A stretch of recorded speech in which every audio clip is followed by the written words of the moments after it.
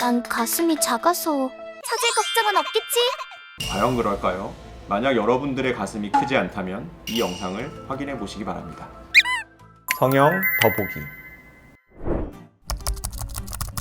작은 것은 또 처지죠. 우리가 이제 가슴 조직에는 크게 두 가지 조직이 있거든요. 유선 조직이랑 지방 조직이 있는데, 유선 조직이 많은 타입이 실제로 조금 더 무겁거든요. 그래서 똑같은 볼륨이라도 유선 조직이 조금 더 많아서 조금 더 무거운 분들은 당연히 조금 더 처질 위험이 있는 거고, 또 하나 특징이 뭐냐면 가슴의 바깥을 둘러싸고 있는 내 피부 조직이 조금 더 두껍고 탄력이 좋은 분들이 있는 반면에 되게 피부가 얇고 탄력이 없는 분들이 있으세요. 이런 분들은 피부의 특성에 따라서 좀 처질 위험이 높다고 생각을 할 수 있습니다. 그리고 요즘은 지지해주지 못하는 그런 속옷을 선호하시는 분들이 많아지면서 이런 것도 작더라도 가슴이 좀 빨리 처지게 되는 하나의 원인이 된다고 생각을 합니다.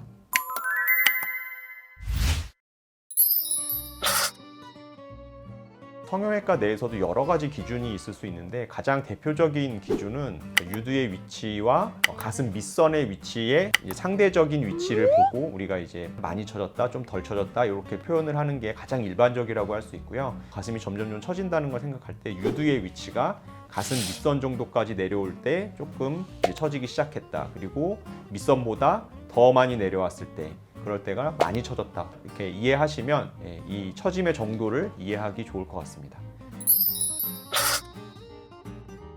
볼륨을 줄이고 싶은지, 아니면 본인 볼륨을 유지하고 싶은지, 혹은 볼륨을 오히려 키우고 싶은지를 여쭤보거든요. 만약에 가슴이 크면서 무겁다고 느끼시는 분들, 그리고 처져 있는 게 고민이신 분들은 당연히 이제 거상을 하면서 볼륨을 줄여줘야 되겠죠.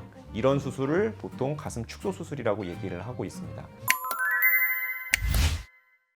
이제 가슴이 좀 작긴 한데 처진 부분을 개선을 하면서 볼륨이 오히려 좀 커지고 싶다, 이렇게 얘기하시는 분들은 고형물을 넣든지 아니면 지방 이식 같은 방법을 이용을 해서 수술을 할 수도 있고요. 단순히 좀 처진 모양만 예뻐졌으면 좋겠다라고 얘기하시는 분들은 적절한 가슴 거상을 시행하면서 유선 재배치 방법을 통해서 내 가슴 조직을 최대한 유지를 해서 가슴의 볼륨의 밸런스를 윗가슴 쪽에 조금 더 밸런스를 맞춰주는 형식으로 수술을 할 수가 있습니다.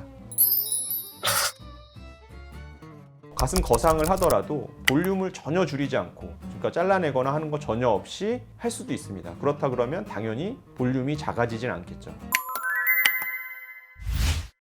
하지만 일반적인 수직절개나 오자절개를 한다 그러면 기본적으로는 어느 정도 볼륨을 좀 줄인다고 생각을 할 수 있어서 내 조직을 전혀 잘라내지 않고 오히려 윗가슴 쪽으로 재배치를 해주는 유선 재배치 수술을 곁들여서 수술하신다 그러면 오히려 시각적으로는 3분의 1 컵에서 반 컵 정도는 가슴 볼륨이 더 커 보이는 그런 효과를 줄 수 있기 때문에 가슴 거상 수술을 하면서 유선 재배치 수술을 같이 하신다 그러면 볼륨의 밸런스가 훨씬 더 예뻐질 수가 있습니다.